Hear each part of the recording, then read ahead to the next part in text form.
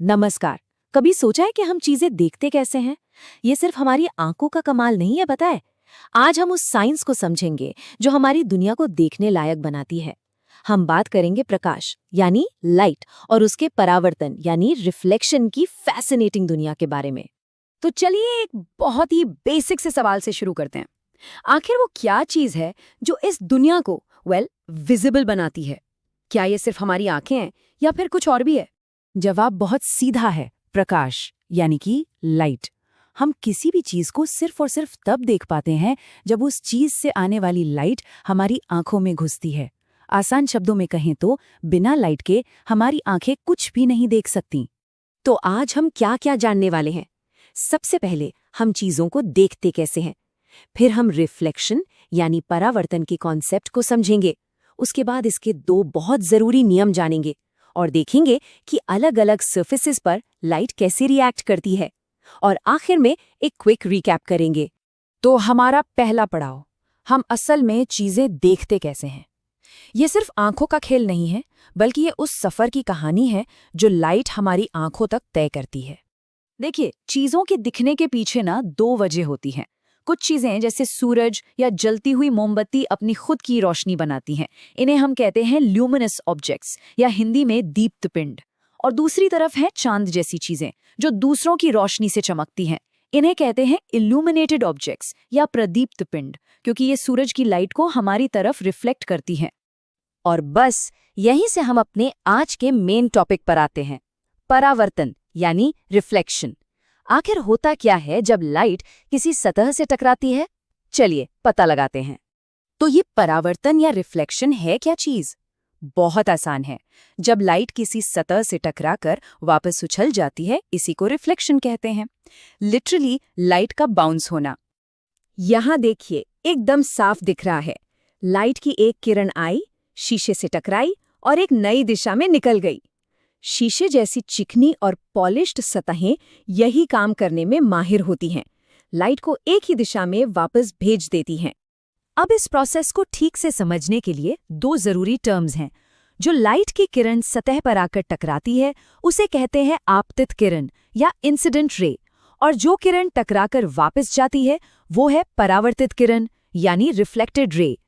पर पता है, ये जो इतना सीधा साधा सा बाउंस दिख रहा है ना, ये असल में दो बहुत ही खास और यूनिवर्सल नियमों को फॉलो करता है। यही है परावर्तन के नियम या AA, the laws of reflection. इन नियमों को एक क्लासिक एक्सपेरिमेंट से खोजा गया था।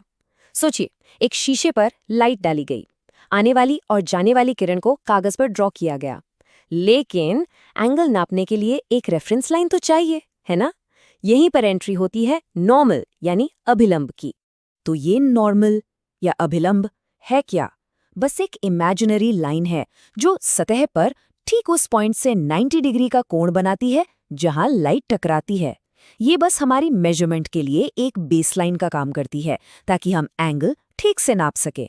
और जैसे ही हम एंगल्स को नापते हैं, हमें मिलता है पहला नियम, आपतन कोण यानी एंगल ऑफ इंसिडेंस, जिसे हम एंगल आई कहते हैं, वो हमेशा परावर्तन कोण यानी एंगल ऑफ रिफ्लेक्शन या एंगल आर के बराबर होता है। हमेशा जिस एंगल पर लाइट आएगी उसी एंगल पर वापस जाएगी। Perfect symmetry. दूसरा नियम कहता है कि आपतित किरण, परावर्तित किरण और नॉर्मल, ये तीनों एक ही प्लेन में होते हैं। इसका मतलब ये है कि ये पूरा एक्शन एक फ्लैट 2D सतह पर होता है, जैसे कागज की एक शीट पर। ऐसा नहीं होता कि लाइट आए एक तरफ से और टकराकर किसी तीसरी डायमेंशन में उछल जाए।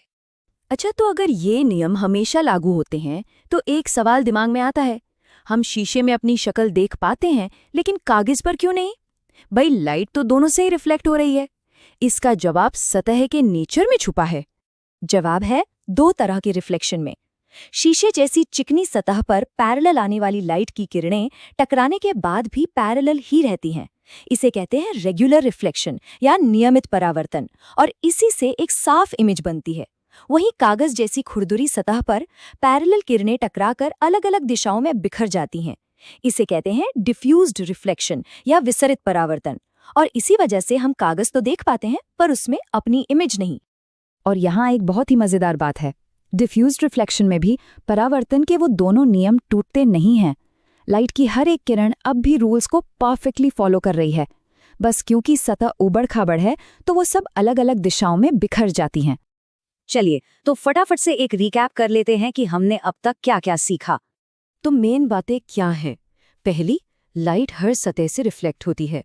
दूसरी, सतह कैसी है, चिकनी है या खुरदरी, ये तय करता है कि रिफ्लेक्शन कैसा होगा, रेगुलर या डिफ्यूज्ड।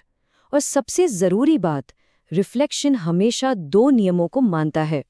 एंगल आई हमेशा एंगल आर के बराबर होता है, और ये तीनों इंसिडेंट रे, रिफ्लेक्टेड रे और नॉर्मल एक ही प्लेन में होते हैं। अब जब हम इन नियमों को जान गए हैं तो देखिए क्या होता है जब हम इनके साथ थोड़ा खेलते हैं। यहाँ दो शीशों के बीच रखे एक सिक्के की कितनी सारी इमेजेस बन रही हैं।